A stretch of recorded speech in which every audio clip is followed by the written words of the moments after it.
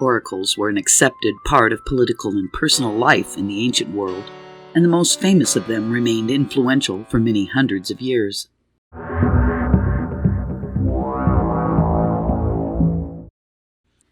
Valuable gifts were bestowed on them by hopeful or grateful inquirers, and many of the shrines housed great wealth. Each oracle had its own method of divination. The oracle at Dodona, for example, the oldest in Greece, was an oak tree whose oracles were interpreted by a priest from the rustling of its leaves, the cooing of doves in its branches, and the clanking of brass vessels hung from it. The reputation and success of oracles was as variable as their methods, and a troubled inquirer, with no previous loyalties involved, might well be uncertain as to where to turn for help. This is the position in which Croesus, an inordinately rich king of Lydia in the mid-6th century BCE, found himself when the strength and ambition of his Persian neighbors grew to alarming proportions under the rule of Cyrus the Great. What danger did Cyrus pose to Lydia, and with whom might the king of Lydia most profitably ally himself to forestall the threat?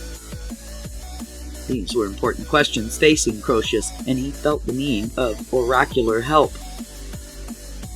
But which oracle could he rely on? There were 6 famous ones in Greece and one in Egypt. Each had its enthusiastic devotees. Croesus therefore decided to approach the problem scientifically, by testing the oracles before committing himself. 7 messengers, one to each shrine, were dispatched from Lydia on the same day and told to pose their question exactly 100 days from departure date. The question each was to ask was, "What is King Croesus, son of Alyattes, now doing?" Each was then to return to Lydia with the answer with all speed. The record of only one reply has survived, that given by the oracle at Delphi, at the foot of the southern slope of Mount Parnassus. Here, in the temple of Apollo, the human source of the oracle, traditionally a woman named the Pythoness, sat on a golden tripod above a deep cleft in the rock, chewing leaves of the laurel, sacred to Apollo, and inhaling the fumes that rose around her from the cleft. Her mutterings, when presented with the question, were frenzied and incomprehensible, and were translated for the questioner, usually in verse, by a attendant priest.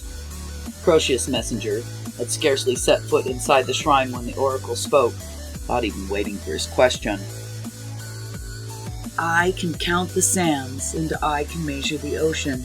I have ears for the silent, and I know what the dumb man meaneth. Lo, on my sense, there striketh the smell of a shell-covered tortoise, boiling now on a fire, with the flesh of a lamb in a cauldron. Brass is the vessel below, and brass the cover above it." The reply was taken back to Croesus, and he unhesitatingly placed his trust in the oracle of Delphi. For after much consideration, he had chosen to perform on the day of the test the most improbable act he could think of. He had taken a lamb and a tortoise, cut them into pieces, and set them to boil together in a brass cauldron with a brass lid.